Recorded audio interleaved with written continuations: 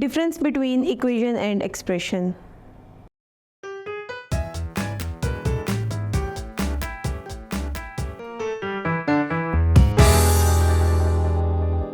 Assalamu alaikum. I welcome you all on the platform of Digital Academic provided by Moonlight International Publishers. Hello my dear students, I'm your maths teacher. My name is Aisha. Our today's topic is about difference between equation and expressions. Student, last video में मैंने आपको expressions पढ़ाए थे. Expressions क्या होते हैं?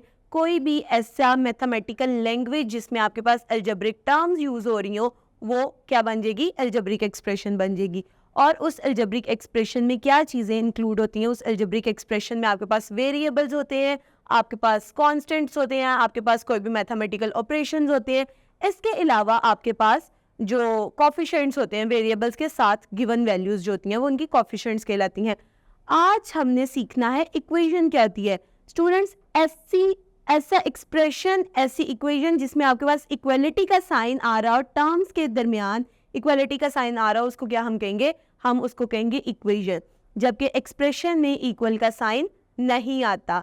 यहाँ पर कुछ एग्जांपल्स आपके पास स्क्रीन पे आ रही हैं, जैसे कि उन्होंने कहा है 2x minus 8. Students, 2x minus 8 में आपके पास कोई इक्वलिटी का साइन नहीं आ रहा, इक्वल साइन नहीं आ रहा. It means it is an expression. Similarly 3x minus 7, ये भी आपके पास एक एक्सप्रेशन है. इस तरह x प्लस 4, ये भी आपके पास क्या है? एक्सप्रेशन है. लेकिन स्टूडेंट्स, अगर मैं इसी तरह x प्लस 4 इक्वल्स टू 2 लिख देती हूँ तो ये मेरे पास क्या बन जाएगा? ये मेरे पास एक इक्वेशन बन जाएगी, क्योंकि यहाँ पर मैं x को इक्वलिटी के साइन के साथ रिलेट कर रही हूँ. सिमिलरली मैं ये भी कह सकती हूँ 3x इज इक्वल्स टू 7 और x is equals to 1. Students, basically these are equations, while 2x minus 8, 3x minus 7 and x plus 4 are expressions. Students, इन इसी एक्सप्रेशन और इक्वेशन में डिफरेंस के लिए आपको एक एक्सरसाइज बुक पे दी गई है जिसको मिनी एक्सरसाइज कहा गया है.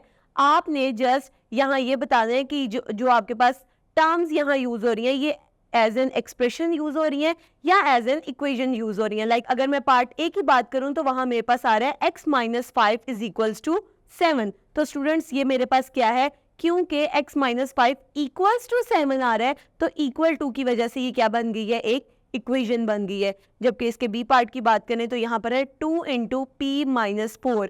ये आपके पास क्या है? ये आपके पास एक एक्सप्रेशन है. इसी तरह अगर मैं सी पार्ट की बात करूँ, सी पार्ट आपके पास है 3 into x minus 1 is equals to 6. ये भी आपके पास क्या है? इक्वेशन है, क्योंकि ये आपके पास इक्वलिटी के साइन के साथ आ रही है. इसी तरह अगर मैं डी पार्ट की बात करूं, that is 4 minus 5 into 1 plus x. तो स्टूडेंट्स, आपको यहाँ पर कोई एक्सप्रेशन में इक्वल का साइन नजर नहीं आ रहा, तो ये आपके पास क्या है?